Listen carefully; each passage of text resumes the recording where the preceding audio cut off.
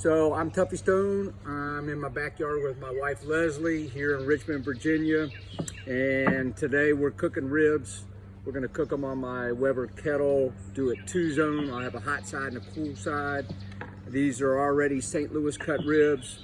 They're pretty nice, nicely trimmed already. What I'm looking for when I go to the market or to the butcher for ribs is I like a nice thick rib. I like the bones to be straight. Probably more important than anything for me when selecting ribs is marbling. You can see if the camera comes in close, these what I call striations of fat, this intermuscular fat. Not this kind of fat, but these white lines that you see. For me, it's gonna be probably a 4-hour cook on these ribs, and as they cook on my kettle, this fat will render out and it'll just make for a nice, juicy, tasty rib. I'm gonna do minimal trimming for these ribs. If I was doing competition ribs, I always think about competition ribs being right here, like probably these 6 or 8 bones right here. I usually won't go to these end bones or these end bones when I'm trimming ribs. A lot of you already know this, but if you don't,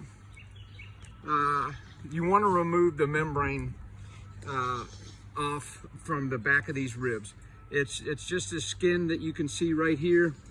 I do it, I do it in restaurants, we do it in catering, I do it in competition. I'm cooking for my wife and my son today, so I'm certainly gonna do it for them. It's easier to do, and it's not always the prettiest thing, but it's easier to do while these ribs are cold. These just came out of the ice, so they're pretty cold, and I'm just gonna take this paper towel and I'm gonna grab this membrane and you just peel it back like that.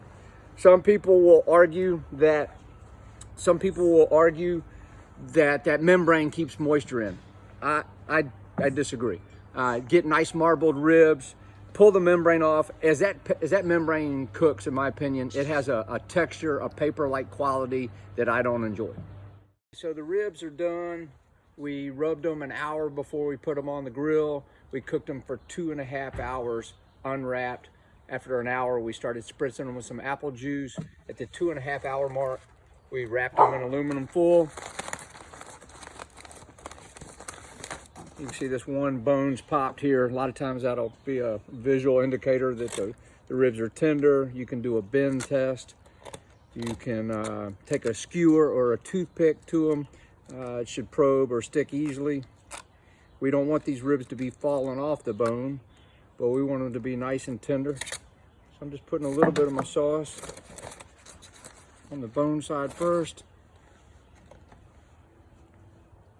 Got our boxer saying that he likes the way they smell.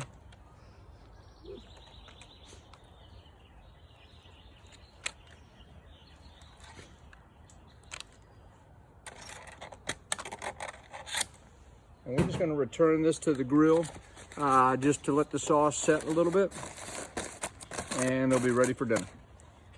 All right, so you can see it's dried up a little bit. I didn't get the sauce too tacky. One thing that's really important about sauces, always cook your meat until it's tender and then sauce after you've got it to the doneness that you're looking for.